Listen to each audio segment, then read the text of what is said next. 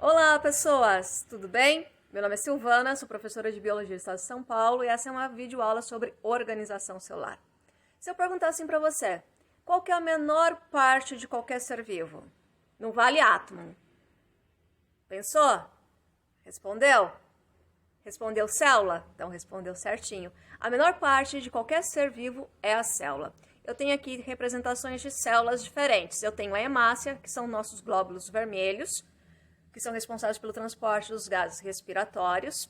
Tem ali uma ameba, que é um ser unicelular, e tem ali exemplos de bactérias, que são seres unicelulares. Então vamos dar uma olhadinha um pouquinho aqui na composição das células, vamos falar sobre as células. Então, todo ser vivo é formado por células. Por causa dessa afirmativa, eu falo que a célula é a unidade estrutural ou morfológica do ser vivo, porque estrutural, né, forma o ser vivo, tá bom? E a célula é responsável por produzir todas as substâncias e energia que vão garantir o funcionamento daquele organismo. Por exemplo, vamos pensar no nosso caso, são as minhas células que irão produzir os meus hormônios, falando de uma maneira geral, irão produzir meus hormônios, minhas proteínas, minhas enzimas e a energia necessária para a minha sobrevivência. Então, como ela produz uma série de substâncias necessárias para o meu funcionamento, para o funcionamento do organismo, eu falo que a célula é a unidade funcional ou fisiológica do ser vivo. Aqui a imagem tem o ovo, só para a gente lembrar. Quando a gente pensa em célula, a gente pensa em células visíveis ou invisíveis. Normalmente a gente pensa em células que são muito pequenininhas, que a gente só consegue enxergar com auxílio de microscópio, que é o caso aqui da hemácia, né? Nossa célula vermelha do sangue. O ovo é uma célula macroscópica, é uma célula visível.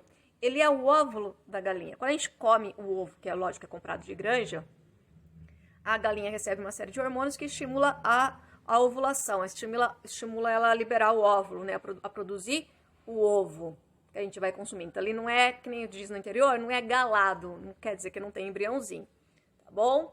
Então, não precisa ficar assustado se você comprar um ovo de granja, ele não vai encontrar um embriãozinho ali dentro de jeito nenhum. Seguindo aqui, vamos lá. Toda célula, sem exceção, ela tem 3 componentes básicos.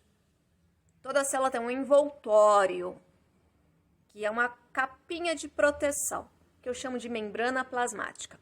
A membrana plasmática ela vai ter a capacidade de selecionar o que pode passar para o interior da célula e aquilo que pode sair para o exterior da célula, tá? Essa capacidade de selecionar o que pode entrar e o que pode sair, eu falo que é a permeabilidade seletiva. Pensa na palavrinha permeável. Se eu falar assim, o solo é permeável à água da chuva, significa que ele permite a passagem. Então, ela permite, né? Ela ter permeabilidade, quer dizer que ela permite a passagem de substâncias. Só que ela é seletiva. Ela não deixa qualquer coisa, qualquer substância entrar ou sair do meio intracelular para o meio extracelular, quer dizer, do meio interno para o meio externo e vice-versa. Às vezes há falhas, por exemplo, às vezes ela permite, acaba entrando uma bactéria, acaba entrando alguma substância prejudicial para o organismo, mas ela consegue normalmente se organizar direitinho ali e permitir a passagem correta das substâncias. A membrana plasmática, ela é lipoproteica. O que significa isso? Ó, lipo de lipídio. O que é lipídio, pro? É gordura, tá? Então, a membrana plasmática ela é formada por lipídios e proteínas lipoproteica. Eu chipo aí a palavrinha, ó, eu junto as duas palavrinhas. Lipo de lipídio, proteica de proteína. Tá bom, então, ó, membrana plasmática é o envoltório da célula. Mas a célula é um saquinho vazio? Não é, ela tem coisas ali dentro. O que vai preencher esse interior da célula? É uma substância gelatinosa chamada citoplasma. No interior, aí mergulhado no citoplasma, eu tenho várias estruturas. Eu tenho o cromossomo, que é o material genético, eu tenho ribossomos, eu tenho outras organelas que vão estar presentes ali, tá? Outras estruturas que vão estar presentes ali que a gente vai ver mais pra frente. E a gente tem material genético. O que é material genético? É o cromossomo, nosso amiguinho DNA. O DNA é o responsável por comandar o funcionamento da célula. Tudo que a célula vai ser, tudo que a célula vai fazer, tudo que a célula vai produzir, está ali no DNA. Tá bom? Se eu tirar o DNA da célula, ela morre. Então, todos os seres vivos têm células. A célula é a unidade estrutural de todo ser vivo, é a unidade funcional e toda célula é formada por membrana plasmática, citoplasma e material genético. Os seres unicelulares são formados por uma única célula e essa única célula que é responsável por capturar alimento, por digerir esse alimento, pela reprodução, pela locomoção. Então, tudo que esse organismo precisar, essa única célula que constitui o organismo é que vai realizar as funções. Já nos seres pluricelulares, eu tenho diferentes tipos de células. Eu tenho células com formatos diferentes, que desempenham, portanto, funções diferentes. Então, quando eu tenho células com o mesmo formato, eu formo tecido. Esse tecido vai formar um órgão, por exemplo, vai formar o intestino. As células do intestino, elas têm microvilosidades. O que é isso? Se você olhar aqui à direita do vídeo, você vai ver uma célula do intestino. A microvilosidade é uma dobra, são dobras da membrana plasmática, que vai permitir a absorção dos nutrientes. Eu tenho outros órgãos que estão associados à digestão. Fígado, estômago, pâncreas. Esses órgãos vão constituir o sistema digestório. E todo o conjunto, todos os sistemas de um organismo vão formar, todos os sistemas irão formar o organismo no todo, tá ok? Ainda falando de organização celular, eu posso classificar as células em eucariotas ou procarióticas. Eu posso usar ainda procarionte e eucarionte, é a mesma ideia, a mesma coisa, tá bom? O que significa isso? É como eu olho o material genético, o cromossomo da célula, como ele se apresenta para mim. Então, vamos ver aqui, ó. Deixa eu vir para cá, ó. Puxar um slide, veio para cá. Deixa eu vir para cá, ó. A célula procariota é a célula que o material genético não tem um local específico para ser encontrado. Ele está solto no meio do citoplasma, tá? Tá lá jogado. Gosto de pensar que é o quarto do adolescente, né? As camisetas, as roupas do adolescente, tudo jogado ali, misturado com os outros materiais que ele tem. Então, não tem uma organização. Como o material genético não tem uma organização, eu digo que a célula não tem núcleo. Mas essa célula tem citoplasma, que é aquela substância gelatinosa que preenche o interior da célula. Tem membrana plasmática, que é o que se seleciona que pode entrar e sair da célula. Tem ribossomos, que é uma estrutura que produz proteínas. E em volta da membrana plasmática, ela tem uma outra estrutura de proteção chamada parede celular ou membrana esquelética. Quem vai ser procarionte? Todas as bactérias, sem exceção, nenhuma bactéria tem núcleo, todas as bactérias do material genético está solto lá no meio do citoplasma.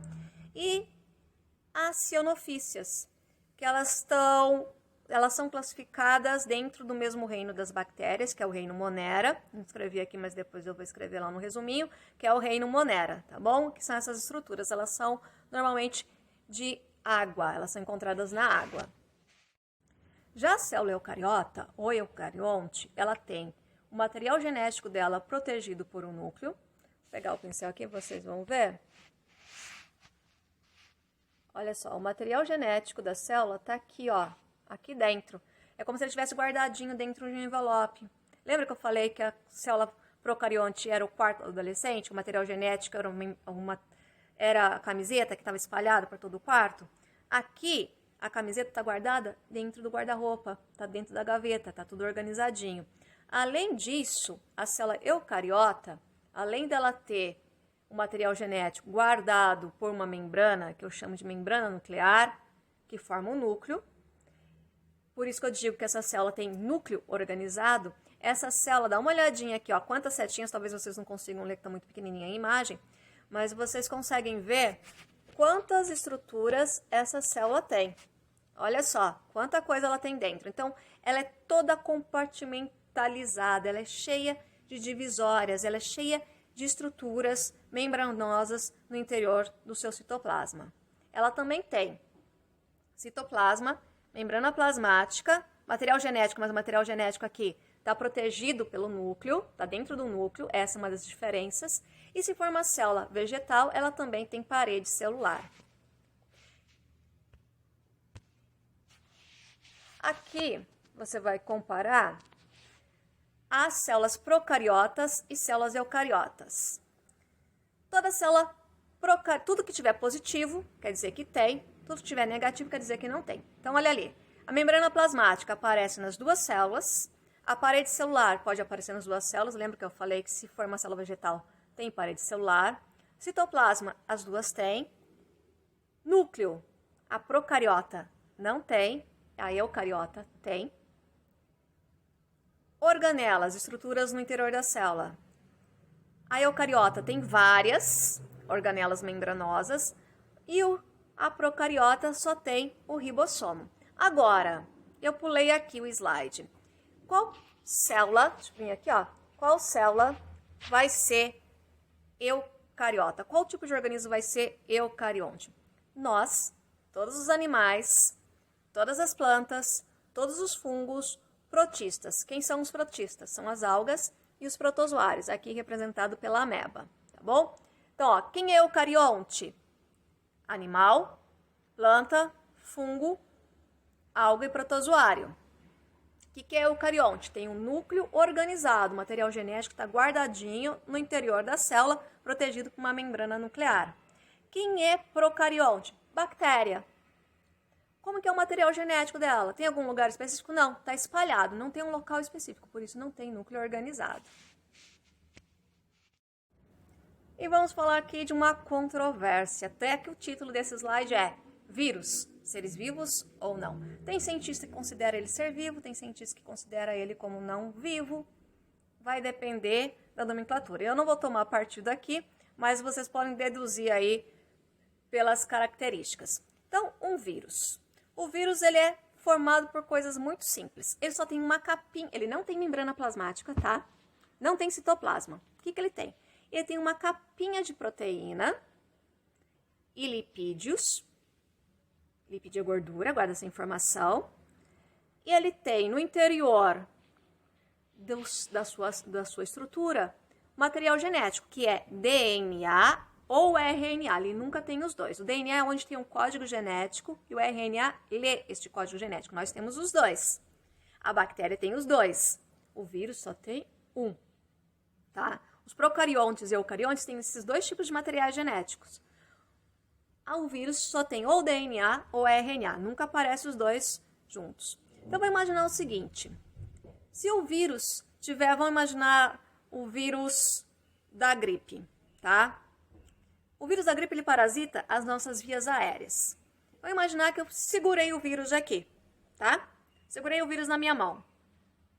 Se eu tiver um machucadinho na minha mão, esse vírus pode causar algum dano pro meu corpo? Não. Se eu não tiver machucado na minha mão e ficar segurando ele aqui, posso causar algum dano pro meu corpo? Não. Ele pode entrar nas minhas células, da minha pele? Não.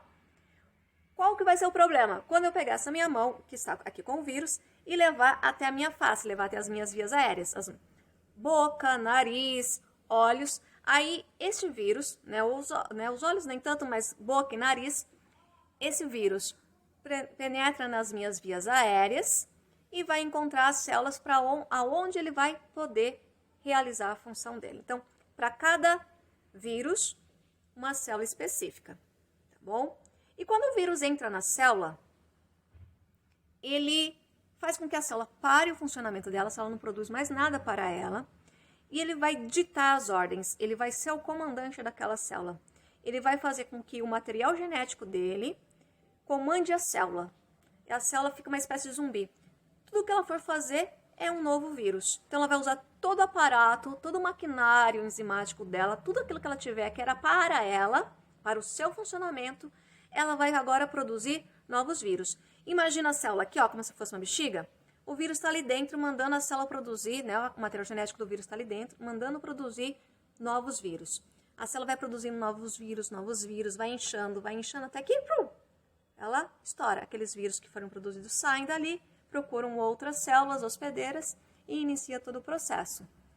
Como o vírus não sobrevive, ele não tem manifestação de vida, ele não tem metabolismo, ele não se reproduz, não faz nada no meio ambiente, ele só é ativo quando estiver dentro da célula hospedeira. Eu falo que o vírus ele é um parasita, porque ele depende de outro ser vivo, intracelular, porque é dentro da célula, obrigatório, ou seja, ele só consegue manifestar algumas características de seres vivos dentro da célula. Fora da célula, ele não manifesta nenhuma característica. Tá? Ele não se reproduz, ele não consegue obter alimento, diferente da bactéria, que pode fazer tudo isso. Por isso que tem essa dúvida, será ser vivo ou não? Tá? Lembra que eu pedi para você guardar essa informação, que o vírus tem uma capinha de proteína e lipídio? Tá? É por isso que a gente tem que lavar as mãos com água e sabão. O sabão ele é capaz de destruir a estrutura do lipídio. É que nem quando você lava a louça da sua casa, aquela louça bem engordurada, você não coloca sabão, detergente? O que o detergente faz? Ele repele as estruturas da gordura, do lipídio, faz com que ela se desmanche. É isso que o detergente, o sabão, faz quando você lava as mãos. Ele faz com que haja uma destruição da camada de proteção, a capinha de proteção do material genético do vírus, deixando ele inativo. Espero que vocês tenham entendido. Se tiverem dúvidas, me procurem. Beijos, abraços e até mais.